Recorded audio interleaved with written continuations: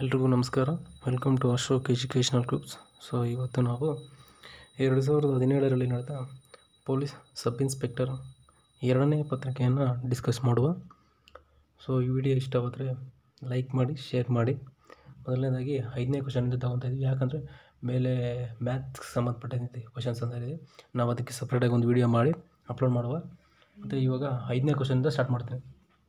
5ನೇ ಕ್ವಶನ್, DDTಗೆ ಸಂಬಂಧಿಸಿದಂತೆ ಯಾವುದು ಸತ್ಯ? ಇದಕ್ಕೆ ಆನ್ಸರ್ ಬಿ. ಒಂದು ಪ್ರತಿಜೀವಿಕ ಅಂದರೆ ಇದೊಂದು ಆ್ಯಂಟಿಬಯೋಟಿಕ್. ಸೊ ನಾವು ಈ ನೀರನ್ನು ಕ್ಲೀನಿಂಗ್ ಆಗಲಿ, ಸೊ ಟ್ಯಾಂಕ್ಸು ಮತ್ತು ಚರಂಡಿಕ್ಸು ಇವೆಲ್ಲ ನಾವು ಕ್ಲೀನಿಂಗ್ಗೋಸ್ಕರ ಇದು ಹೆಚ್ಚಾಗಿ ಯೂಸ್ ಮಾಡ್ತೀವಿ. 6ನೇ ಕ್ವಶನು, ಜೇನು ಸಾಕಾಣಿಕೆಯು ಈ ಕೆಳಗಿನದಕ್ಕೆ ಸಂಬಂಧಿಸಿದೆ. ಜೀವಶಾಸ್ತ್ರದ ಒಂದು ಶಾಖೆಯಾಗಿದೆ. ಅಂದರೆ ಈ ಥರ ಕ್ವಶನ್ಗಳು ಅಂದರೆ ಇವಾಗ ಯಾವುದೇ ಒಂದು ಪರ್ಟಿಕ್ಯುಲರ್ ಒಂದು ಇದಕ್ಕೆ ಸಂಬಂಧಪಟ್ಟಂತೆ ಅದನ್ನು ಏನಂತ ಕರೀತಾರೆ, ಈ ಥರ ಕ್ವಶನ್ಸು 1 ಇಲ್ಲ 2 ನಮ್ಮ ಎಲ್ಲ CETಗೆ ಸಂಬಂಧಪಟ್ಟ ಒಂದೊಂದು ಕ್ವಶನ್ ಬರ್ತವೆ. ಇದಕ್ಕೆ ಆನ್ಸರು ಆಪ್ಷನ್ ಬಿ, ಜೇನುನೊಣಗಳ ಪಾಲನೆ ಅಧ್ಯಯನ ಅಂತ ಕರಿತೀವಿ. ಅದೇ ರೀತಿ 7ನೇ ಕ್ವಶನು, ಜೀವಶಾಸ್ತ್ರದ ಶಕ್ತಿ ಕೇಂದ್ರ ಎಂದು ಯಾವುದನ್ನು ಕರೆಯಲಾಗುತ್ತದೆ? ಇದಕ್ಕೆ ಆನ್ಸರು ಆಪ್ಷನ್ ಎ, ಮೈಟೋಕಾಂಡ್ರಿಯಾ. ಅದೇ ರೀತಿ ಇಲ್ಲಿ ಸೆಂಟ್ರಿಯೋಲ್ಸ್ ಇದೆ, ಲೈಸೋಸೋಮ್ ಇದೆ, ಗಾಲ್ಗಿ ಪರಿಕರ ಅಂತಿದೆ. ಸೊ ಸೆಂಟ್ರಿಯೋಲ್ಸ್ ಆಲ್ಸೋ ಇದು ಒಂದು ಪ್ರಾಣಿ ಜೀವಕೋಶದಲ್ಲಿ ಬರುವಂಥ ಒಂದು ಪಾರ್ಟ್ ಆಗಿರ್ತದೆ. ಅದೇ ರೀತಿ ಲೈಸೋಸೋಮ್ ಇದೊಂದು ಆತ್ಮಹತ್ಯೆ ಚೀಲ ಎಂದು ಕರೀತಾರೆ. ಸೊ ಇದು ಒಂದು ಪ್ರಾಣಿ ಜೀವಕೋಶದಲ್ಲಿ ಇದು ಒಂದು ಪಾರ್ಟ್ ಆಗಿರ್ತದೆ. ಇನ್ನು ಗಾಲ್ಗಿ ಪರಿಕರ ಅಥವಾ ಗಾಲ್ಗಿ ಸಂಕೀರ್ಣ ಅನ್ನೋದು ಸಹ ಇದು ಒಂದು ಪ್ರಾಣಿ ಜೀವಕೋಶದ ಒಂದು ಮೈನ್ ಪಾರ್ಟ್ ಆಗಿರ್ತದೆ ಅದರಲ್ಲಿ. ಸೊ 8ನೇ ಕ್ವಶನ್ ಬರೋಣ. ರೆಟಿನಲ್ ಎಂಬುದು ಇದರ ಇನ್ನೊಂದು ಹೆಸರು ಆಗಿರುತ್ತದೆ. ಸೊ ಇದಕ್ಕೆ ಆನ್ಸರ್ ಬಂದುಬಿಟ್ಟು ವಿಟಮಿನ್ ಎ. ವಿಟಮಿನ್ ಎನ ನಾವು ರೆಟಿನಲ್ ಅಂತ ಕರಿತೀವಿ. ಅದೇ ರೀತಿ ನಾವು ವಿಟಮಿನ್ ಸಿಗೆ ಸಂಬಂಧಪಟ್ಟಂತೆ ಅದೇ ರೀತಿ vitamin D rickets, vitamin K ಇದು ಆಲ್ಸೋ ಇದಕ್ಕೂ ಒಂದು ಡಿಫ್ರೆಂಟ್ ಆದ ಮಾಹಿತಿ ಇರ್ತದೆ. ಅದೇ ರೀತಿ ನಾವು 9ನೇ ಕ್ವಶನ್ ಬರೋಣ. ಮಾನವನಲ್ಲಿ ಉಪಚಯ ಪೀಠ ಇದಾಗಿದೆ. ಸೊ ಮಾನವನಲ್ಲಿ ಉಪಚಯ ಪೀಠ ಯಕೃತ್ ಅಂದರೆ ಬಿ. ಇದಕ್ಕೆ ಆನ್ಸರ್ ಬಂದುಬಿಟ್ಟು ಬಿ, ಲಿವರ್. ಅದೇ ರೀತಿ ಹೃದಯ. ಸೊ ಮಾನವನ ದೇಹದಲ್ಲಿ ಯಾವುದಾದರೂ ಅಂಗ 1 ಸೆಕೆಂಡ್ ಸಹ ವಿಶ್ರಾಂತಿ ಇಲ್ಲದೆ ಕೆಲಸ ಮಾಡುವ ಅಂಗ ಅಂದರೆ ಅದು ಲಿವರ್. ಓಕೆ, ಅದೇ ರೀತಿ ಲಿವರು ಈ ಮಾನವನಲ್ಲಿ ಉಪಚಯ ಪೀಠ ಇದಕ್ಕೆ ಸಂಬಂಧಪಟ್ಟಂತೆ ಇದಕ್ಕೆ ಆನ್ಸರು ಯಕೃತ್. ಅದೇ ರೀತಿ ಸಿ ಇದೆ ಮೂತ್ರಪಿಂಡ ಅಂತ. ಮೂತ್ರಪಿಂಡ ದಿಸ್ ಈಸ್ ಆಲ್ಸೋ ಒಂದು ನಮ್ಮ ಮಾನವನ ಭಾಗದಲ್ಲಿ ಇದು ಒಂದು ಅತಿ ಮುಖ್ಯವಾದ ಅಂಗ. ಇದ್ರ ಮೇಲೆ ಇದು ತುಂಬ ಮಾನವನಿಗೆ ಅತಿ ಮುಖ್ಯವಾದ ಅಂಗ ಆಗಿರ್ತದೆ. ಈಗ 10ನೇ ಕ್ವಶನ್ ಬರೋಣ. ಕೆಳಗಿನವುಗಳಲ್ಲಿ ಯಾವುದು ಸಿಂಧೂ ಕಣಿವೆಯ ನಾಗರಿಕತೆಯ ಅತ್ಯಂತ ದೊಡ್ಡ ನಗರವಾಗಿತ್ತು? ಸೊ ಇದಕ್ಕೆ ಆನ್ಸರ್ ಡಿ, ಮೊಹೆಂಜೊದಾರೋ. ಸೊ ನಮ್ಮ ಈ CETಗೆ ಸಂಬಂಧಪಟ್ಟಂತೆ ಎಲ್ಲ CETಗಳಲ್ಲೂ ಕಂಪಲ್ಸರಿ ನಮ್ಮ ಸಿಂಧು ನಾಗರಿಕತೆ ಆಗಿರ್ಬೋದು ಯಾವುದಾದ್ರೂ ಒಂದು ಕ್ವಶನ್ 1 or 2 ಕಂಪಲ್ಸರಿ ಬರುತ್ತವೆ. ಸೊ ನಾವು ದಯವಿಟ್ಟು ನಾವೆಲ್ಲ ಅದಕ್ಕೊಂದು ಪ್ರಿಫರೆನ್ಸ್ ಕೊಡಲೇಬೇಕಾಗುತ್ತದೆ. ನೆಕ್ಸ್ಟ್ 11ನೇ ಕ್ವಶನ್, ಜೈನ ಧರ್ಮದ ಪ್ರಥಮ ತೀರ್ಥಂಕ ಯಾರಾಗಿದ್ದರು? ಇದಕ್ಕೆ ಆನ್ಸರ್ ಋಷಭನಾಥ. ಇದಕ್ಕೆ ಜೈನ ಧರ್ಮದ ಪ್ರಥಮ ತೀರ್ಥಂಕರಾಗಿದ್ದರು. ಅದೇ ರೀತಿ ಅಜಿತನಾಥ ಇವರು 22ನೇಯವರು, ಪಾರ್ಶ್ವನಾಥ 23ನೇಯವರು, ಮಹಾವೀರ 24 ಮಹಾತೀರ್ಥಂಕರು. ಅದರಲ್ಲಿ ನಾವು ಜಾಸ್ತಿ ಇವಾಗ ಅದಕ್ಕೆ ಒಂದು ಪ್ರಾಧಾನ್ಯತೆ ಆಗಲಿ ಒಂದು ಅತಿ ಮುಖ್ಯವಾದ ಒಂದು ದೊಡ್ಡದಾಗಿ ಒಂದು ಹೆಸರು ಮಾಡಿರುವಂಥ ಆಗಿರ್ಬೋದು. ನಾವು ಜೈನ ಧರ್ಮ ಅಂದರೆ ಫಸ್ಟ್ ನಮ್ಗೆ ನೆನಪು ಬರೋದು ಮಹಾವೀರ ಅಂತ. ಸೊ ಮಹಾವೀರ ಆ್ಯಸ್ ಎ 24ನೇ ತೀರ್ಥಂಕ, ಅದಕ್ಕೆ ಸ್ಟಾರ್ಟಿಂಗ್ ಇದ್ದಾರೆ. ಸೊ ಸ್ಟಾರ್ಟಿಂಗ್ ಋಷಭನಾಥ ಆದರೆ ಬೈ ಎಂಡಿಂಗ್ ಮತ್ತು ಫೇಮಸ್ ಮಾಡಿರುವಂಥದ್ದು ಮತ್ತು ಅದರಲ್ಲಿರುವ ಒಳ್ಳೆಯ ಆಲೋಚನೆಗಳಾಗಿರ್ಬೋದು. ಮತ್ತು ಈ ಋಷಭನಾಥ, ಅಜಿತನಾಥ, ಪಾರ್ಶ್ವನಾಥ 4 ಅಷ್ಟಾಂಗ ಯೋಗಗಳನ್ನು ತಿಳಿಸಿದರೆ ಮಹಾವೀರ 5ನೇದೊಂದು ಹೊಸ ವಿಚಾರವನ್ನು ಸಹ ಇದಕ್ಕೆ ತಿಳಿಸ್ಕೊಡ್ತಾರೆ. ಸೊ ಇದಕ್ಕೆ ಆನ್ಸರ್ ಗೊತ್ತಾಯ್ತಲ್ಲ. ಸೊ ಜೈನ ಧರ್ಮ ಪ್ರಥಮ ತೀರ್ಥಂಕರು ಯಾರಾಗಿದ್ದಾರೆ ಅಂದರೆ ಋಷಭನಾಥ. ಇನ್ನು 12ನೇ ಕ್ವಶನ್ ಬರೋಣ. ಅಶೋಕನ ಯಾವ ಶಾಸನವು ಕಳಿಂಗದ ಮೇಲೆ ಆತನ ವಿಜಯವನ್ನು ವರ್ಣಿಸುತ್ತದೆ? ಸೊ ಇದಕ್ಕೆ ಆಪ್ಷನ್ ಸಿ, 13ನೆಯ ಶಿಲಾಶಾಸನ ಅಂತ. ಸೊ ಅಶೋಕನ ಬಗ್ಗೆ ಎಲ್ಲವೂ ತಿಳಿದಂಗೆ ಭಾರತದ ಒಂದು ಚರಿತ್ರೆಯಲ್ಲಿ ಸದಾ ನೆನೆಯುವ ದೊಡ್ಡ ಹೆಸರು ಮತ್ತು ದೊಡ್ಡ ಹೆಸರು ಮಾಡಿರುವಂಥ ಮಹಾನ್ ವೀರ ಮತ್ತು ಶಾಂತಿ ಸ್ನೇಹ ಅಂತ ಶಾಂತಿಗಾಗಿ ತನ್ನ ಎಲ್ಲವನ್ನು ಬಿಟ್ಟು ಬೌದ್ಧ ಧರ್ಮಕ್ಕೆ ಸ್ವೀಕಾರವನ್ನು ತೆಗೆದುಕೊಳ್ಳುತ್ತಾನೆ. ಮತ್ತು ಇದ್ರ ಬಗ್ಗೆನೂ ಕ್ವಶನ್ಸ್ ಬರ್ತಾ ಇರ್ತವೆ. ಸೊ ಇವ್ರ ಬಗ್ಗೆನೂ ನಾವು ತಿಳ್ಕೊಂಡಿರಬೇಕಾಗಿರ್ತದೆ. ಸೊ ನೆಕ್ಸ್ಟ್ ಕ್ವಶನ್, 13ನೇ ಕ್ವಶನ್, ಕೆಳಗಿನ ಹೇಳಿಕೆಗಳಲ್ಲಿ ಯಾವುದು ಸತ್ಯವಾಗಿದೆ? ಶಂಕರಾಚಾರ್ಯರು ಅದ್ವೈತವಾದವನ್ನು ಪ್ರತಿಪಾದಿಸಿದರು. Option B. ಮಧ್ವಾಚಾರ್ಯರು ವಿಶಿಷ್ಟಾದ್ವೈತವಾದವನ್ನು ಪ್ರತಿಪಾದಿಸಿದರು. 2 ಯಾವುದಲ್ಲ. ಸೊ ಇದಕ್ಕೆ ಆಪ್ಷನ್ ಸಿ. ಸೊ 2 ಶಂಕರಾಚಾರ್ಯರು ಅದ್ವೈತವಾದವನ್ನು ಪ್ರತಿಪಾದಿಸಿದರು, ಮಧ್ವಾಚಾರ್ಯರು ವಿಶಿಷ್ಟಾದ್ವೈತವನ್ನು ಸಹ ಪ್ರತಿಪಾದಿಸಿದ್ದರು. ಸೊ ನೆಕ್ಸ್ಟ್ ಕ್ವಶನ್, 14ನೇ ಕ್ವಶನ್ನು, ಕೆಳಗಿನವರಲ್ಲಿ ಯಾರು ವಿಜಯನಗರ ಸಾಮ್ರಾಜ್ಯಕ್ಕೆ ಪ್ರಯಾಣಿಸಲಿಲ್ಲ? ಸೊ ಇದರಲ್ಲಿ ಇದಕ್ಕೆ ಆನ್ಸರ್ ಬಂದುಬಿಟ್ಟು ಆಪ್ಷನ್ ಡಿ. ಇದಕ್ಕೆ ಮಾರ್ಕೋ ಪೋಲೋ ಎಂಬುವರು ವಿಜಯನಗರ ಸಾಮ್ರಾಜ್ಯಕ್ಕೆ ಪ್ರಯಾಣಿಸಲಿಲ್ಲ. ಅದೇ ರೀತಿ ನಾವು ಇದಕ್ಕೆ ಆನ್ಸರ್ ಬಂದುಬಿಟ್ಟು ಡಿ. ಇಬ್ನ್ ಬತೂತಾ ಇವರು ಮೊರಾಕೊ ದೇಶದವರು. ನಿಕೋಲೋ ಕಾಂಟೆ ಅನ್ನೋರು ಪೋರ್ಚುಗೀಸ್ನವರು. ಸೊ ಈ ರೀತಿಯ ಕ್ವಶನ್ಸು ತುಂಬ ನಮ್ಮ 2017, 18, 19, 20 ಇವೆಲ್ಲನೂ ಜಾಸ್ತಿ ಕಾಮನ್ ಆಗಿದೆ. ಸೊ ಈ ರೀತಿ ಯಾರು ಬೇರೆ ಅಂದರೆ ಬೇರೆ ದೇಶದವರು ನಮ್ಮ ವಿಜಯನಗರ ಸಾಮ್ರಾಜ್ಯಕ್ಕೆ ಯಾರ್ಯಾರು ಬಂದಿದ್ದರು, ಯಾವ ಕಾಲದಲ್ಲಿ ಬಂದಿದ್ದರು, ಯಾವ ರಾಜರಿದ್ದರು, ಸೊ ಮತ್ತು ಮೊಘಲ್ಸ್ ಆಗಿರ್ಬೋದು ಮತ್ತು ಮೌರ್ಯರಾಗಿರ್ಬೋದು, ಈ ಥರ ಭೇಟಿ ಕೊಡಿದ ಬೇರೆ ದೇಶದ ಇವರು ನಮ್ಮ ದೇಶಕ್ಕೆ ರಾಜರ ಮನೆತನಗಳಿಗೆ ಭೇಟಿ ನೀಡಿದಾಗ ಅವ್ರು ಯಾರು, ಯಾವಾಗ, ಅವರ ಇಸ್ವಿ ಏನು, ಇವೆಲ್ಲನೂ ಕೇಳ್ತಾ ಬರ್ತಿದೆ. ಸೊ ಇದಕ್ಕೂ ನಾವು ಹೆಚ್ಚು ಪ್ರಾಮುಖ್ಯತೆಯನ್ನು ಕೊಡಬೇಕಾಗುತ್ತದೆ. ನೆಕ್ಸ್ಟ್ 15ನೇ ಕ್ವಶನ್ನು, ಬಂಗಾಳದ ವಿಭಜನೆಯು ಡ್ಯಾಶ್ರಲ್ಲಿ ರದ್ದುಗೊಳಿಸಲಾಯಿತು. ಇದಕ್ಕೆ ಆನ್ಸರು ಆಪ್ಷನ್ ಎ. 1911ರಲ್ಲಿ. ಆಪ್ಷನ್ ಎ 1911ರಲ್ಲಿ ವಿಲಿಯಂ ಹಾರ್ಡಿಂಜ್ ಎಂಬುವರು ಇದನ್ನು ಬಂಗಾಳ ವಿಭಜನೆ ರದ್ದುಗೊಳಿಸ್ತಾರೆ. ಇದಕ್ಕೆ ರೀಸನ್ನು ಇದೆ. ಸೊ ಯಾಕೆ ಅದು ಮಾಡಿದರು ಮತ್ತು ಯಾಕೆ ಅವರು ವಿಭಾಗ ಮಾಡಿದ್ರು ಮತ್ತು ಅದನ್ನು ಯಾಕೆ ಇದು ಮತ್ತು ಅದನ್ನು ರದ್ದುಗೊಳಿಸಿದ್ರು, ಸೊ ಇವೆಲ್ಲ ಮಾಹಿತಿ ತಿಳ್ಕೋಬೇಕು. ಸೊ ಈ ನಮ್ಮ ಕಾಂಪಿಟೇಟಿವ್ಗೆ ಇದು ತುಂಬ ಅತಿ ಮುಖ್ಯವಾದ ಕ್ವಶನ್ ಆಗಿರ್ತದೆ.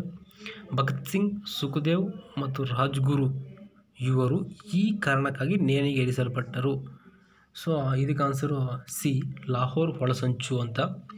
ಸೊ ಭಗತ್ ಸಿಂಗ್, ಸುಖದೇವ್ ಮತ್ತು ರಾಜ್ಗುರು ಇವರು ಈ ಕಾರಣಕ್ಕಾಗಿ ಸೊ ನಮಗೆಲ್ಲ ಗೊತ್ತಿರೋದಂಗೆ ಭಗತ್ ಸಿಂಗ್ ಮಹಾನ್ ಕ್ರಾಂತಿಕಾರಿ ಹೋರಾಟಗಾರ. ಇವರು ತುಂಬ ಜಗಮೆಚ್ಚಿದ ಮತ್ತು ಭಾರತದ ಹೆಮ್ಮೆಯ ವೀರ ಅಂತ ಕರೀತಾರೆ. ಮತ್ತು ಇವರ ಒಂದು ಘೋಷ ವಾಕ್ಯ ಬಂದ್ಬಿಟ್ಟು ಇಕ್ವಿಲಾದ್ ಜಿಂದಾಬಾದ್ ಅಂತ. ಸೊ ಆದಷ್ಟು ನಾವು 1857ರ ಒಂದು ಪೂರ್ತಿಯಾದ ಮಾಹಿತಿ ತಿಳ್ಕೊಂಡಿರಬೇಕು.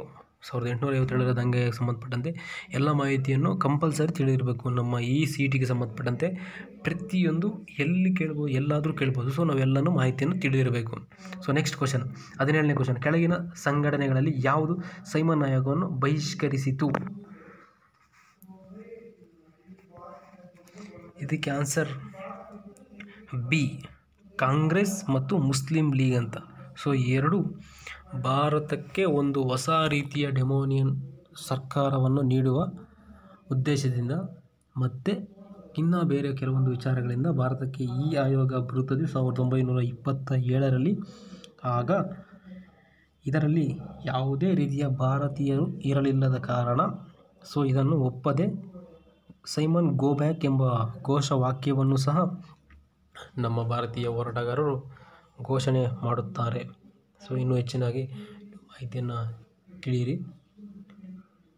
ಸೊ ಇದಕ್ಕೆ ಆನ್ಸರ್ ಬಂದ್ಬಿಟ್ಟು ಬಿ. ಕಾಂಗ್ರೆಸ್ ಮತ್ತು ಮುಸ್ಲಿಂ ಲೀಗ್ ಎರಡನ್ನೂ ಸಹ ಬಹಿಷ್ಕರಿಸಿಕೊಡ್ತು. ಅದೇ ರೀತಿ 18ನೇ ಕ್ವಶನ್ನು, ಗಾಂಧೀಜಿ ಅಧ್ಯಕ್ಷತೆ ವಹಿಸಿದ ಏಕಮಾತ್ರ ವಾರ್ಷಿಕ ಕಾಂಗ್ರೆಸ್ ಅಧಿವೇಶನವು ಇದಾಗಿತ್ತು.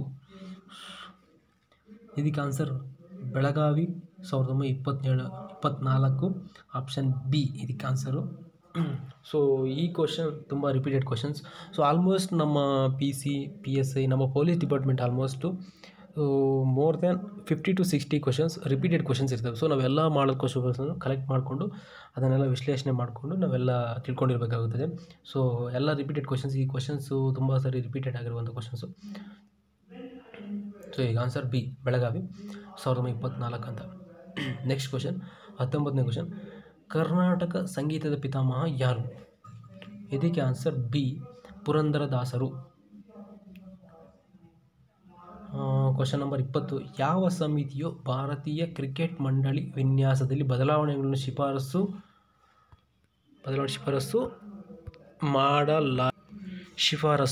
ಮಾಡಲಾಯಿತು? ಇದಕ್ಕೆ ಆಪ್ಷನ್ ಎ ಲೋಧಾ ವರದಿ. ಆಪ್ಷನ್ ಎ ಗೊತ್ತಾಯ್ತಲ್ಲ, ಆಪ್ಷನ್ ಎ ಲೋಧಾ ಸಮಿತಿ. ನೆಕ್ಸ್ಟ್ 21ನೇ ಕ್ವಶನ್ ಬರೋಣ. 1969ರಲ್ಲಿ ಎಷ್ಟು ಬ್ಯಾಂಕುಗಳು ರಾಷ್ಟ್ರೀಕರಣಗೊಂಡವು? ಸೊ ಇದಕ್ಕೆ ಆನ್ಸರ್ ಬಿ 14 ಬ್ಯಾಂಕುಗಳು. ಸೊ ಇದು ಇಂದಿರಾ ಗಾಂಧಿಯವರ ಪೀರಿಯಡ್ನಲ್ಲಿ ನಡೆಯುವಂಥ ಒಂದು ಮಹಾನ್ ಕೆಲಸ ಆಗಿರ್ತದೆ. ಆಗ ಸುಮಾರು ಒಂದು ಹಣಕಾಸಿನ ಒಂದು ಸಮಸ್ಯೆಯನ್ನು ಪೂರೈಸಲು ಮತ್ತು ಬ್ಯಾಂಕುಗಳ ಒಂದು ಅಧೀನ್ಯತೆಯನ್ನು ಹೆಚ್ಚಿಸಲು ಮತ್ತು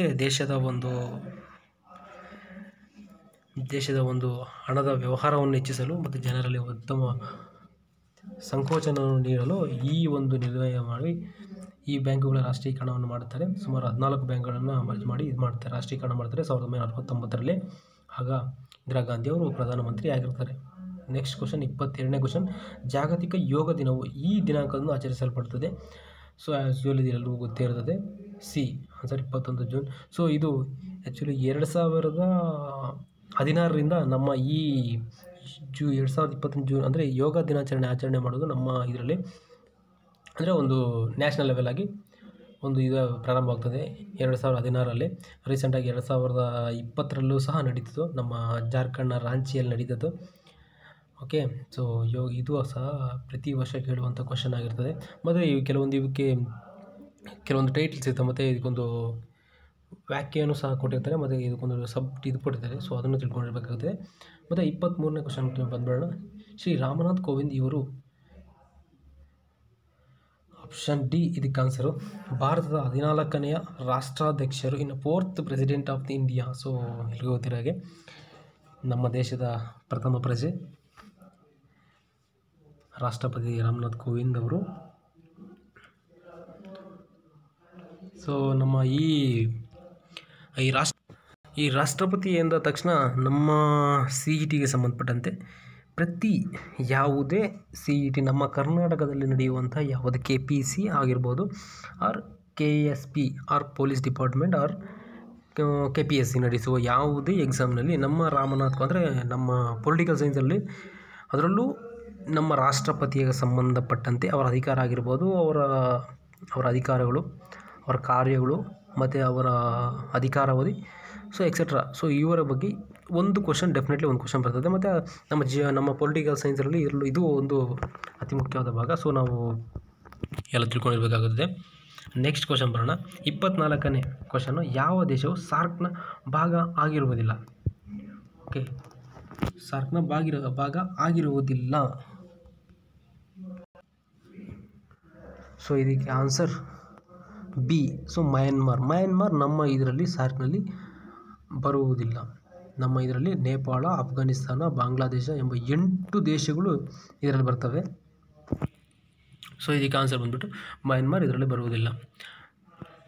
ನೆಕ್ಸ್ಟ್ ಕ್ವಶನ್ 25ನೇ ಕ್ವಶನ್, ಕಥಕ್ಕಳಿಯು ಯಾವ ರಾಜ್ಯದ ನೃತ್ಯವಾಗಿದೆ? ಇದು ಕೇರಳ ರಾಜ್ಯವಾಗಿದೆ. ಮತ್ತು ಎಲ್ಲ ರಾಜ್ಯಗಳಿಗೂ ತನ್ನದೇ ಆದ ಒಂದೊಂದು ರಾಜ್ಯದ ನೃತ್ಯ ಅಂತ ಒಂದೊಂದು ಇರ್ತವೆ. ಆಂಧ್ರ ಪ್ರದೇಶದ ಬಂದುಬಿಟ್ಟು ಕೂಚಿಪುಡಿ, ಮಣಿಪುರದ ಬಂದು ಮಣಿಪುರಿ, ಕರ್ನಾಟಕದ ಬಂದು ಡೋಳಿ ಕುಣಿತ, ಯಕ್ಷಗಾನ, ಈ ಥರ ಬೇರೆ ಬೇರೆ ಇದ್ದಾವೆ. ಸೊ ಎಲ್ಲವೂ ತಿಳ್ಕೊಂಡಿರಬೇಕು. ನೆಕ್ಸ್ಟ್ ಕ್ವಶನ್ 26ನೇ ಕ್ವಶನ್, ಕಂಪ್ಯೂಟರ್ನಲ್ಲಿ MPG ಎಂದು ಯಾವ ಕಡತಕ್ಕೆ ಹೇಳಲಾಗುತ್ತದೆ? ಕ್ವಶನ್ ಅರ್ಥ ಇಲ್ಲ. ಕಂಪ್ಯೂಟರ್ನಲ್ಲಿ MPG ಎಂದು ಯಾವ ಕಡಿತಕ್ಕೆ? ಸೊ ಇದಕ್ಕೆ ಆನ್ಸರ್ ಎ ಮೂವಿ ಫೈಲ್ ಅಂತ. ನೆಕ್ಸ್ಟ್ ಕ್ವಶನ್, ಅತಿ ದೊಡ್ಡ ಹುಲಿ ಸಂರಕ್ಷಣಾ ತಾಣ ಎಲ್ಲಿದೆ? ಸೊ ಕರ್ನಾಟಕ, ಆಂಧ್ರ ಪ್ರದೇಶ, ತಮಿಳುನಾಡು ಮತ್ತು ಮಧ್ಯಪ್ರದೇಶ ಅಂತ 4 ಆಪ್ಷನ್ ಕೊಟ್ಟಿದ್ದಾರೆ. ಸೊ ಆ್ಯಕ್ಚುಲಿ ಇದಕ್ಕೆ ಅತಿ ದೊಡ್ಡ ಹುಲಿ ಸಂರಕ್ಷಣಾ ತಾಣ ಅಂದರೆ ಇದಕ್ಕೆ ಬಿ ಅಂದರೆ ಆಂಧ್ರ ಪ್ರದೇಶದಲ್ಲಿದೆ. ಆಂಧ್ರ ಪ್ರದೇಶದ ಶ್ರೀಶೈಲಂನಲ್ಲಿ ನಾಗಾರ್ಜುನ ಅಂತ ಒಂದು ಹೆಸರಿನ ಒಂದು ರಾಷ್ಟ್ರೀಯ ಉದ್ಯಾನವನವಿದೆ. ಇದು ಹುಲಿಗಳ ಸಂರಕ್ಷಣೆಗೆ ನಮ್ಮ ದೇಶದಲ್ಲಿ ಅತಿ ದೊಡ್ಡದಾದಂತಹ ತಾಣವಾಗಿರುತ್ತದೆ. ನಮ್ಮ ಕರ್ನಾಟಕದಲ್ಲೂ ಸಹ ಇದ್ದಾವೆ. ಸೊ ಅದರ ಬಗ್ಗೆ ನೀವು ತಿಳಿಯಿರಿ. ಅದೇ ರೀತಿ ನೆಕ್ಸ್ಟ್ ಕ್ವಶನ್, 28ನೇ ಕ್ವಶನ್, ಯಾವ ಕ್ರೀಡೆಗೆ ಅಶ್ವಿನಿ ಪೊನ್ನಪ್ಪ ಅರ್ಜುನ ಪ್ರಶಸ್ತಿ ಗೆದ್ದರು? ಸೊ ಇದಕ್ಕೆ ಆನ್ಸರ್ ಬಂದ್ಬಿಟ್ಟು ಬ್ಯಾಡ್ಮಿಂಟನ್. ಆಪ್ಷನ್ ಬಿ ಬ್ಯಾಡ್ಮಿಂಟನ್ ಎಂಬುದಕ್ಕೆ ಇವರು ಅಶ್ವಿನಿ ಪೊನ್ನಪ್ಪನವರು ಅರ್ಜುನ ಪ್ರಶಸ್ತಿಯನ್ನು ಗೆದ್ದಿರುತ್ತಾರೆ. ಅದೇ ರೀತಿ 29ನೇ ಕ್ವಶನ್, ಭಾರತ ಸಂವಿಧಾನದ ಯಾವ ವಿಧಿಯು ಜಮ್ಮು ಮತ್ತು ಕಾಶ್ಮೀರಕ್ಕೆ ವಿಶೇಷ ಸ್ಥಾನಮಾನ ನೀಡಲಾಯಿತು? ಸೊ ಇದು ಗೊತ್ತೇ ಇರ್ತದೆ. ಆಪ್ಷನ್ ಸಿ 370ನೇ ವಿಧಿ. ಸೊ ನಮ್ಮ 2019 ಮತ್ತು 2020 ನಡುವೆಯಲ್ಲಿ ನಮ್ಮ 370ನೇ ವಿಧಿಯನ್ನು ನಮ್ಮ ಸಂಸತ್ತು ಇದನ್ನು ಕ್ಯಾನ್ಸಲ್ ಮಾಡಿದೆ. ಸೊ ಈಗ ಇದು ಒಂದು ಭಾರತ ದೇಶದಲ್ಲಿ ಒಂದು ರಾಜ್ಯವಾಗಿ ಗುರುತಿಸಿಕೊಂಡಿದೆ. ಆನ್ಸರ್ ಬಂದ್ಬಿಟ್ಟು ಸಿ 370ನೇ ವಿಧಿ. ಇದ್ರ ಬಗ್ಗೆ ತಿಳ್ಕೊಳ್ಳಿ. ಆಮೇಲೆ 30ನೇ ಕ್ವಶನ್, ರಕ್ಕಸ ತಗಡಿ ಅಥವಾ ತಾಳಿಕೋಟೆ ಯುದ್ಧವು ಈ ವರ್ಷ ನಡೆಯಿತು? ಇದಕ್ಕೆ ಆನ್ಸರ್ ಆಪ್ಷನ್ ಎ 1565ರಲ್ಲಿ ಜನವರಿ 23ನೇ ತಾರೀಕು ಇದು ನಡೆಯುತ್ತದೆ. ಬಹುಮನಿ ಸುಲ್ತಾನರು ಮತ್ತು ಕೃಷ್ಣದೇವರಾಯನ ಅಳಿಯನಾದಂತಹ ರಾಮರಾಯನ ನಡುವೆ ಈ ಯುದ್ಧ ನಡೀತದೆ. ಸೊ ಈ ಯುದ್ಧದಲ್ಲಿ ರಾಮರಾಯ ಸೋಲನ್ನು ಅನುಭವಿಸುತ್ತಾನೆ. ಸೊ ನೆಕ್ಸ್ಟ್ ಕ್ವಶನ್, ಇದಕ್ಕೆ ಆನ್ಸರ್ ಗೊತ್ತಾಗಿಲ್ಲ. ಆಪ್ಷನ್ ಎ 1565 ಜನವರಿ 23ನೇ ತಾರೀಕು ಇದು ನಡೆದಿರೋದು ವಿಜಯನಗರ ಮತ್ತು ಬಹುಮನಿ ಸುಲ್ತಾನ ನಡುವೆ ನಡೀತದೆ. ನೆಕ್ಸ್ಟ್ ಕ್ವಶನ್, ಕರ್ನಾಟಕದಲ್ಲಿ ಉಷ್ಣ ವಿದ್ಯುತ್ ಶಕ್ತಿ ಸ್ಥಾವರಗಳು ಇಲ್ಲಿ ಇವೆ? ಇನ್ನೊಂದು ಸತಿ ಕ್ವಶನ್ ಓದ್ತೀನಿ. ಕರ್ನಾಟಕದಲ್ಲಿ ಉಷ್ಣ ವಿದ್ಯುತ್ ಶಕ್ತಿ ಸ್ಥಾವರಗಳು ಇಲ್ಲಿವೆ? ಇದಕ್ಕೆ ಆನ್ಸರ್ ಬಂದ್ಬಿಟ್ಟು ಬಿ ರಾಯಚೂರು ಮತ್ತು ಬಳ್ಳಾರಿಯಲ್ಲಿವೆ ಅಂತ.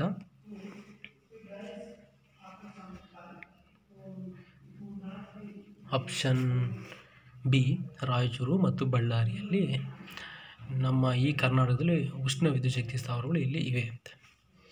ನೆಕ್ಸ್ಟ್ ಕ್ವಶನ್, 32ನೇ ಕ್ವಶನ್, ಫೇಸ್ಬುಕ್ನ ಸ್ಥಾಪಕರು ಮಾರ್ಕ್ ಜುಕರ್ಬರ್ಗ್ ಅಂತವರು.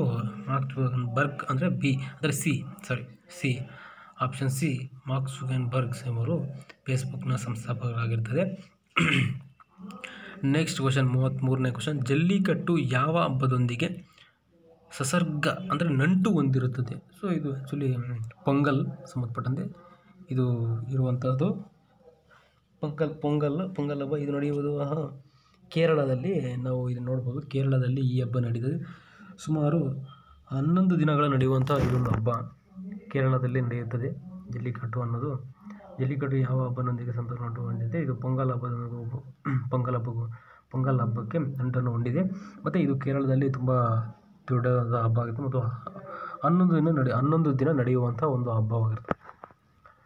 ನೆಕ್ಸ್ಟ್ ಕ್ವಶನ್, 34ನೇ ಕ್ವಶನ್, ಯಾವ ವರ್ಷದಲ್ಲಿ ಮೂಲಭೂತ ಹಕ್ಕುಗಳು ಭಾರತೀಯ ಸಂವಿಧಾನದಲ್ಲಿ ಒಳಗೊಂಡವು? ಯಾವ ವರ್ಷದಲ್ಲಿ ಮೂಲಭೂತ ಕರ್ತವ್ಯಗಳು ಭಾರತೀಯ ಸಂವಿಧಾನದಲ್ಲಿ ಒಳಗೊಂಡವು? ಸೊ ಇದಕ್ಕೆ ಆನ್ಸರ್ 1976.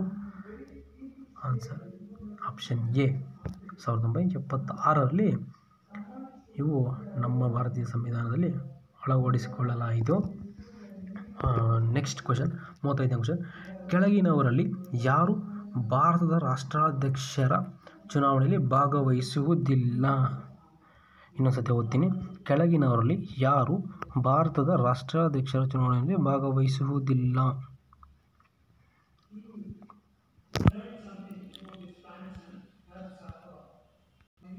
ಸೊ ಇದಕ್ಕೆ ಉತ್ತರ ಆಪ್ಷನ್ ಎ, ರಾಜ್ಯಸಭಾ ಸದಸ್ಯರು. ಸೊ ಇವರ ಒಂದು ಚುನಾವಣೆಯಲ್ಲಿ ಭಾಗವಹಿಸುವುದಿಲ್ಲ. ನೆಕ್ಸ್ಟ್ ಕ್ವಶನ್ 37ನೇ ಕ್ವಶನ್ 36ನೇ ಕ್ವಶನ್. ಸದಸ್ಯರಾಗಿರದೆ ಮತದಾನದ ಹಕ್ಕು ಇಲ್ಲದೆ ಯಾರು ಸಂಸತ್ತಿನ ಕಾರ್ಯಕಲಾಪಗಳಲ್ಲಿ ಭಾಗವಹಿಸಬಹುದು? ಇನ್ನೊಂದ್ಸತಿ ಓದ್ತೀನಿ ಕ್ವಶನ್ನ. ಸದಸ್ಯರಾಗಿರದೆ ಮತದಾನದ ಹಕ್ಕು ಇಲ್ಲದೆ ಯಾರು ಸಂಸತ್ತಿನ ಕಾರ್ಯಕಲಾಪಗಳಲ್ಲಿ ಭಾಗವಹಿಸುವುದು? ಇದಕ್ಕೆ ಆನ್ಸರ್ ಬಂದ್ಬಿಟ್ಟು CAG ಅಂತ. CAG control and auditor general ಅವರು. ಸೊ 148ನೇ ವಿಧಿಯ ಪ್ರಕಾರ ಆಯ್ಕೆ ಮಾಡ್ತಾರೆ. ಸೊ ಇವರು ಎಲ್ಲದರಲ್ಲೂ ಭಾಗವಹಿಸ್ತಾರೆ, ಆದರೆ ಇವರಿಗೆ ಯಾವುದೇ ರೀತಿ ಮತದಾನದ ಹಕ್ಕು ಇರುವುದಿಲ್ಲ. ಸೊ ಯಾವುದೇ ಕಲಾಪಗಳಾಗಿರ್ಬೋದು, ಬಹುಮತಕ್ಕಾಗಿ ನೀಡುವಂಥ ಅಂಥದ್ದು ವಿಚಾರದಲ್ಲಿ ಇವರು ಯಾವುದೇ ರೀತಿ ಗೋಷ್ಠಿಗಳಲ್ಲಿ ಹಾಜರಾಗಬಹುದು, ಬಟ್ ಅದಕ್ಕೆ ಯಾವುದೇ ರೀತಿ ಮತ ನೀಡುವಂಥ ಯಾವುದೇ ಅಧಿಕಾರ ಇವ್ರಿಗಿರೋದಿಲ್ಲ. ನೆಕ್ಸ್ಟ್ ಕ್ವಶನ್ ಬರೋಣ. 37ನೇ ಕ್ವಶನ್. ಭಾರತೀಯ ಸಂವಿಧಾನದ 44ನೇ ವಿಧಿಯು ಇದಕ್ಕೆ ಸಂಬಂಧಿಸಿದೆ. ಸೊ ಇದಕ್ಕೆ ಸಂಬಂಧಪಟ್ಟಂತೆ ಸಮಾನ ನಾಗರಿಕತೆ ಸಂಹಿತೆ ಅಂತ ಇದಕ್ಕೆ ಆನ್ಸರು. ಇನ್ನೊಂದು ಆನ್ಸರ್ ಹೇಳ್ತೀನಿ. ಆಪ್ಷನ್ ಡಿ ಇದಕ್ಕೆ ಆನ್ಸರ್. ಸಮಾನ ನಾಗರಿಕತೆ ಸಂಹಿತೆ 44ನೇ ವಿಧಿ ಇದಕ್ಕೆ ಸಂಬಂಧಿಸಿರುತ್ತದೆ. ಅದೇ ರೀತಿ ನಾವು ನೆಕ್ಸ್ಟ್ ಕ್ವಶನ್ ಬರೋಣ. Next question. ಯಾವ ವಿಧಿಯು ಭಾರತೀಯ ಸಂವಿಧಾನ ಹೃದಯ ಮತ್ತು ಆತ್ಮ ಆಗಿರುತ್ತದೆ? ಸೊ ನಮ್ಮ ಇದರಲ್ಲಿ ನಮ್ಮ ಅಂಬೇಡ್ಕರ್ ರವರು 32ನೇ ವಿಧಿಯನ್ನು ಭಾರತೀಯ ಸಂವಿಧಾನದಲ್ಲಿ 32ನೇ ವಿಧಿಯು ಹೃದಯ ಮತ್ತು ಆತ್ಮ ಎಂದು ಕರೆದಿದ್ದಾರೆ. ಸೊ ಅದರಿಂದ ಆಪ್ಷನ್ ಬಿ ಇದಕ್ಕೆ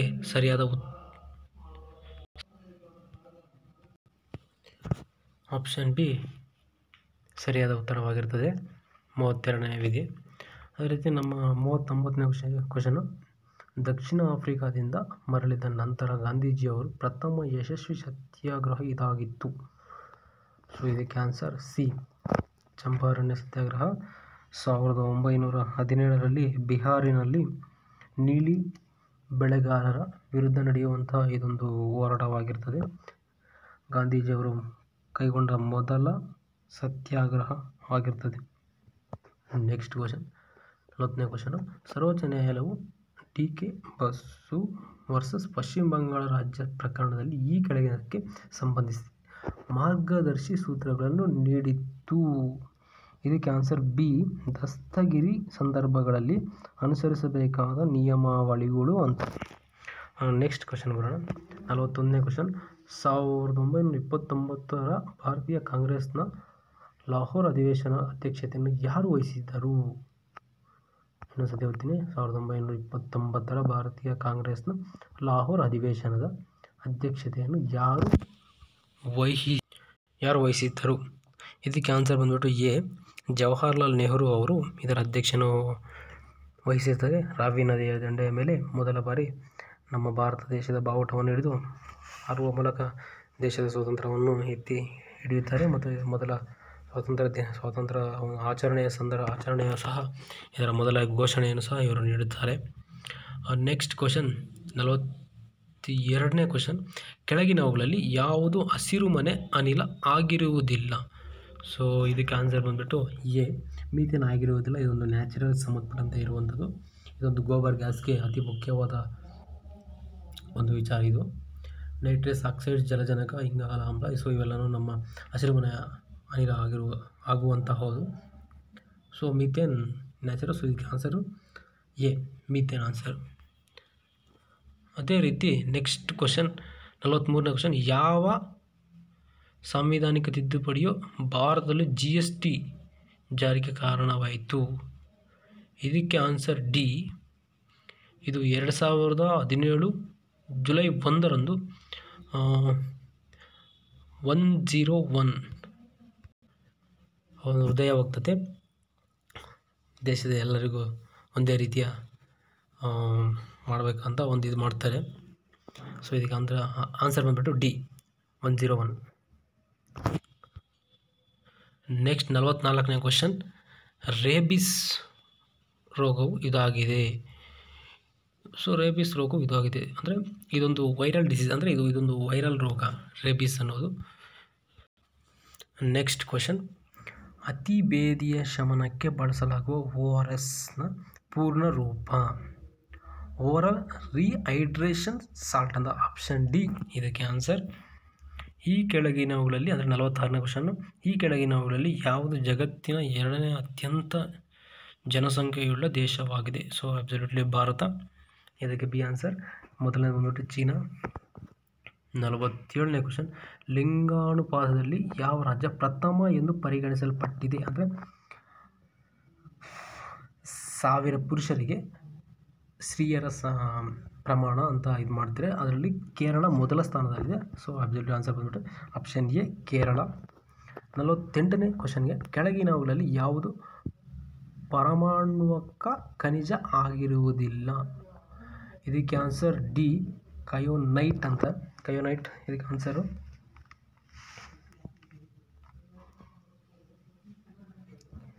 ಸೊ ಈ ಕಯೋನೈಟ್ ಎಂಬುದು ಇದಕ್ಕೆ ಬರುವುದಿಲ್ಲ.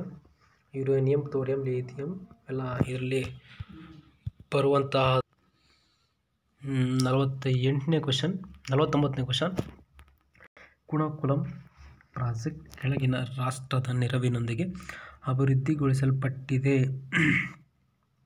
ಸೊ ಇದು ತಮಿಳುನಾಡಿನಲ್ಲಿರುವಂಥದ್ದು. ಸೊ ಇದು ರಷ್ಯಾದ ಸಹಯೋಗದಲ್ಲಿ ಅಭಿವೃದ್ಧಿಗೊಳಿಸಲ್ಪಟ್ಟಿದೆ. ಉತ್ತರ ಬಂದ್ಬಿಟ್ಟು ಸಿ ರಷ್ಯಾ. 50ನೇ ಕ್ವಶನ್, ಕೆಳಗಿನ ಜಿಲ್ಲೆಗಳಲ್ಲಿ ಯಾವುದು ಅತ್ಯಂತ ಹೆಚ್ಚಿನ ಜನಸಂಖ್ಯೆಯನ್ನು ಹೊಂದಿರುತ್ತದೆ?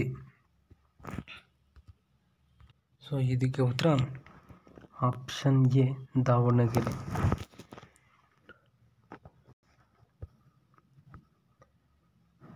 51ನೇ ಕ್ವಶನ್, ಸೊ ಇದಕ್ಕೂ ಸಹ ಬಿ ಆನ್ಸರ್. ಸೊ ಇದಕ್ಕೆ ಸಪ್ರೇಟಾದ ಯಾವ ರೀತಿ ಇದನ್ನು ಮಾಡೋದಂತ ಒಂದು ವಿಡಿಯೋ ಮಾಡಿ ಹಾಕ್ತೀವಿ.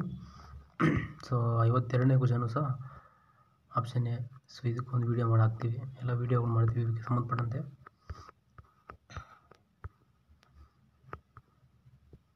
ಸೊ 57ನೇ ಕ್ವಶನ್, ಮೂರನೆಯ ಪಾಣಿಪತ್ ಯುದ್ಧದ ಸಮಯದಲ್ಲಿ ಈ ಕೆಳಗಿನವರಲ್ಲಿ ಯಾರು ದೆಹಲಿಯ ಚಕ್ರವರ್ತಿ